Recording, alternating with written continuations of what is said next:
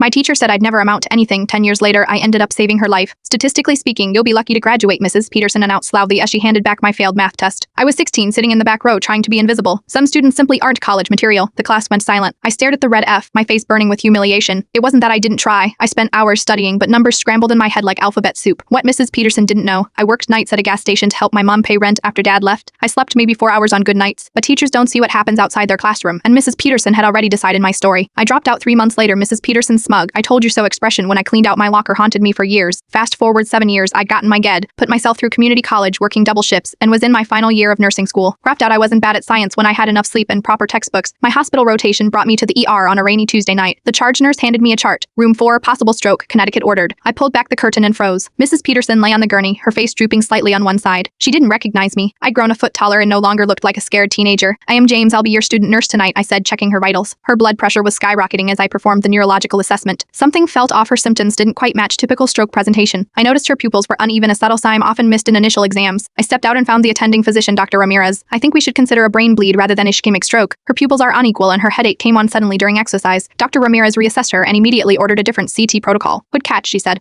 "That would have been missed on a standard stroke CT. The scan confirmed it. A small brain aneurysm had ruptured within minutes." Mrs. Peterson was being prepped for emergency surgery. Hours later, the neurosurgeon stopped by the nurse's station. If we hadn't caught that when we did, she wouldn't have made it. "Who picked up on the pupil change?" Dr. Ramirez pointed at me, "Our nursing student." 3 days later, I was checking Mrs. Peterson's vitals when recognition finally flickered in her eyes. You were my student," she whispered. I nodded. "James Martinez, back row, 2013, they told me. You saved my life." Tears welled in her eyes. "I was wrong about you, so wrong." I adjusted. "Hurry, people surprise you sometimes." Before finishing my shift, I left a small gift bag on her bedside table, a book of Sudoku puzzles and a note. "Some students just need a different approach. Wishing you a full recovery." I didn't need her apology or validation anymore. The scared kid who believed her when she said I'd never amount to anything had grown into someone who knew better. Sometimes success isn't about proving others wrong. It's about proving to yourself that they never really knew you at all.